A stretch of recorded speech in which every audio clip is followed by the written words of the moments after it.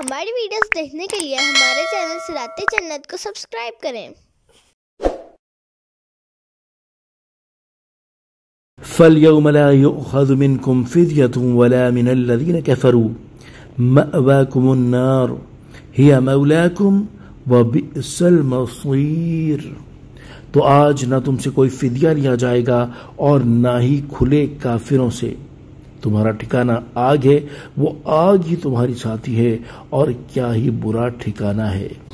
تفسیر صراط الجنان۔ قیامت کے دن اللہ تبارک و تعالی ارشاد فرمائے گا، اے منافقوں، آج تم سے کوئی فدیہ نہیں لیا جائے گا جسے دے کر تم اپنی جان کو عذاب سے بچا سکو، اور نہ ہی کھلے کافروں سے فدیہ لیا جائے گا۔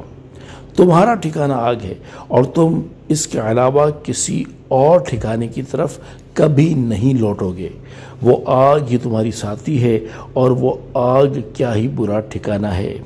بعض مفسرین نے فرمایا کہ فدیہ نہ لیے جانے کا معنی یہ ہے کہ آج تم سے ایمان قبول کیا جائے گا اور نہ ہی توبہ قبول کی جائے گی۔ أَلَمْ يَأْنِ لِلَّذِينَ آمَنُوا أَن تَخْشَعَ قُلُوبُهُمْ لِذِكْرِ اللَّهِ وَمَا نَزَلَ مِنَ الْحَقِّ وَلَا يَكُونُوا كَالَّذِينَ أُوتُوا الْكِتَابَ مِنْ قَبْلُ فَطَالَ عَلَيْهِمُ الْأَمَدُ فَقَسَتْ قُلُوبُهُمْ وَكَثِيرٌ مِّنْهُمْ فَاسِقُونَ۔ کیا ایمان والوں کے لیے ابھی وہ وقت نہیں آیا کہ ان کے دل اللہ کی یاد اور اس حق کے لیے جھک جائیں جو نازل ہوا ہے، اور مسلمان ان جیسے نہ ہوں جنہیں پہلے کتاب دی گئی، پھر ان پر مدت دراز ہو گئی تو ان کے دل سخت ہو گئے، اور ان میں بہت سے فاسق ہیں۔ تفسیر صراط الجنان۔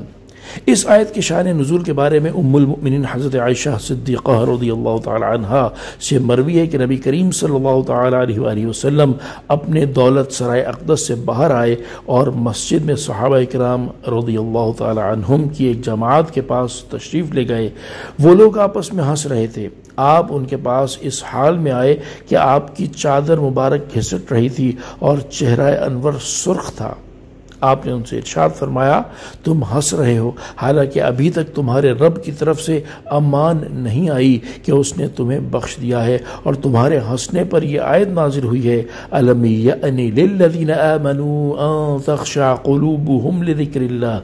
صحابہ اکرام رضی اللہ تعالی عنہم نے عرض کی، یا رسول اللہ صلی اللہ تعالی علیہ وآلہ وسلم، اس ہنسی کا کفارہ کیا ہے؟ ارشاد فرمایا، اتنا ہی رونا۔ اس آیت کا خلاصہ یہ ہے کہ کیا ایمان والوں کے لیے ابھی وہ وقت نہیں آیا کہ جب ان کے سامنے اللہ تعالیٰ کا ذکر کیا جائے اور قرآن کی آیتیں پڑھی جائیں تو ان کے دل نرم پڑ جائیں۔ حضرت نافع رضی اللہ تعالیٰ عنہ فرماتے ہیں، حضرت عبداللہ بن عمر رضی اللہ تعالیٰ عنہما جب اس آیت مبارکہ أَلَمْ يَأْنِ لِلَّذِينَ آمَنُوا أَن تَخْشَعَ قُلُوبُهُمْ لِذِكْرِ اللَّهِ کی تلاوت کرتے تو آپ کی آنکھوں سے آنسو جاری ہو جاتے اور اتنا روتے کہ آپ بے حال ہو جاتے۔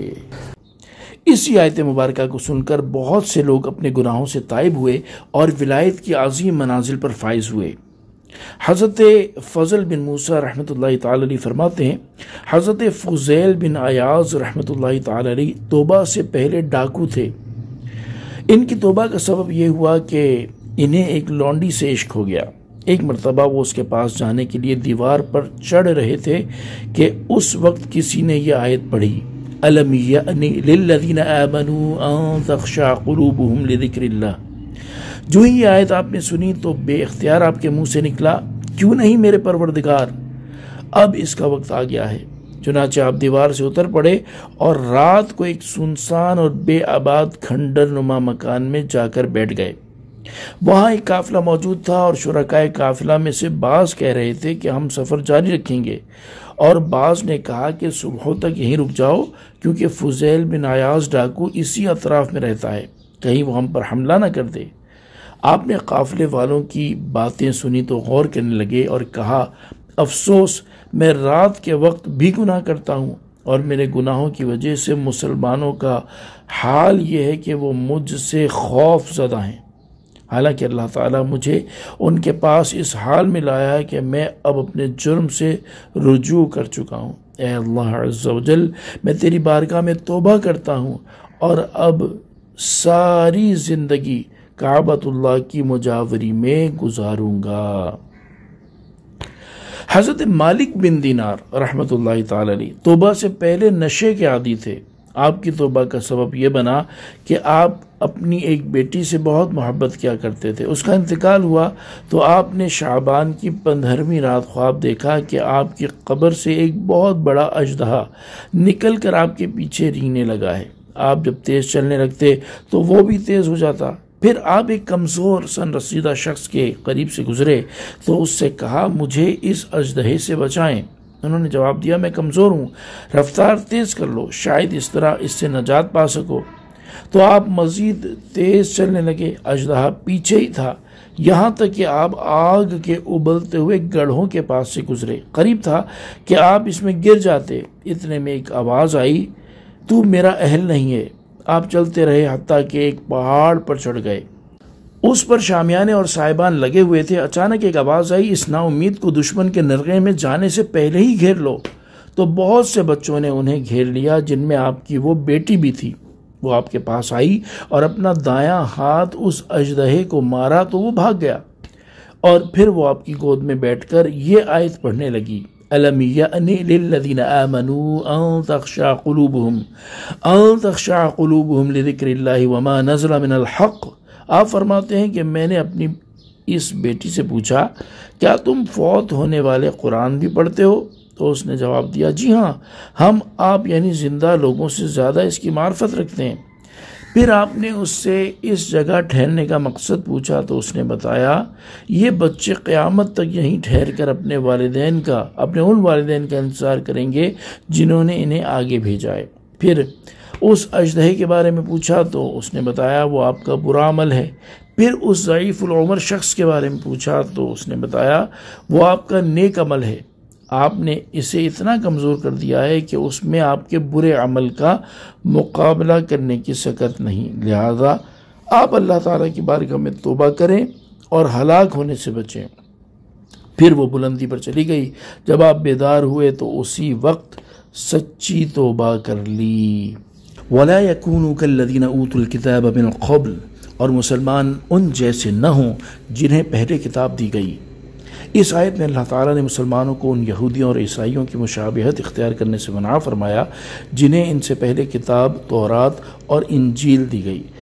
جب ان پر ان کے اور ان کے انبیاء اکرام علیہ السلام کے درمیان کی مدت دراز ہو گئی تو ان کا حال یہ ہوا کہ انہوں نے اپنے ہاتھوں سے اللہ تعالیٰ کی کتاب میں تبدیلی کر دی اور اس کے بدلے تھوڑی سی قیمت حاصل کر لی، اور اس کتاب کو اپنی پیٹھ کے پیچھے پھینک دیا اور مختلف نظریات اور عجیب و غریب اقوال کے درپے ہوئے اور دین الہی کے احکام پر لوگوں کے کہنے کے مطابق عمل کرنے لگے، اور انہوں نے اپنے علماء اور راہبوں کو اللہ تعالیٰ کے علاوہ اپنا رب مان لیا تو اس وقت ان کے دل سخت ہو گئے، اور اس سختی کی وجہ سے ان کا یہ حال ہوا کہ وہ کسی نصیحت کو قبول کرتے ہیں اور نہ ہی جنت کی بشارت اور جہنم کی وعید سن کر ان کے دل نرم ہوتے ہیں۔ ان کے دل بھی فاسد اور اعمال بھی باطل ہیں، جیسا کہ اللہ تعالیٰ ارشاد فرماتا ہے، ترجمہ تو ان کے عہد توڑنے کی وجہ سے ہم نے ان پر لعنت کی اور ان کے دل سخت کر دیے۔ وہ اللہ کی باتوں کو ان کے مقامات سے بدل دیتے ہیں اور انہوں نے ان نصیحتوں کا بڑا حصہ بھلا دیا جو انہیں کی گئی تھیں۔ یعنی ان کے دلوں میں فساد آ چکا تھا جس کی وجہ سے وہ سخت ہو گئے تھے، اور اللہ تعالیٰ کی کتاب میں تحریف کرنا ان کی فطرت ثانیہ بن چکی تھی۔ انہوں نے وہ کام کرنے چھوڑ دیے جن کے کرنے کا انہیں حکم دیا گیا تھا، اور ان کاموں کو کرنے لگ گئے جنہیں کرنے سے انہیں منع کیا گیا تھا۔ اسی وجہ سے اللہ تعالیٰ نے امور عقائد و احکام میں سے کسی ایک میں بھی ان کی مشابہت کرنے سے منع فرمایا ہے۔ اللہ تعالیٰ کے اس حکم کو سامنے رکھتے ہوئے ان لوگوں کو نصیحت حاصل کرنی چاہیے جو اپنی صورت اور سیرت یہودیوں اور عیسائیوں جیسی بناتے اور اس پر فخر محسوس کرتے ہیں، اور ان لوگوں کو بھی نصیحت حاصل کرنی چاہیے جو مسلمان کہلانے کے باوجود مسلمانوں کو یہودی اور عیسائی نظریات اور ان کے طور طریقے اپنانے کی کسی بھی انداز میں ترغیب دیتے ہیں۔ اللہ تعالیٰ مسلمانوں کو ہدایت عطا فرمائے، آمین بجاہ النبی الامین صلی اللہ تعالی علیہ وآلہ وسلم۔ صلو علی الحبیب صلی اللہ تعالی علی محمد صلی اللہ تعالی علیہ وآلہ وسلم۔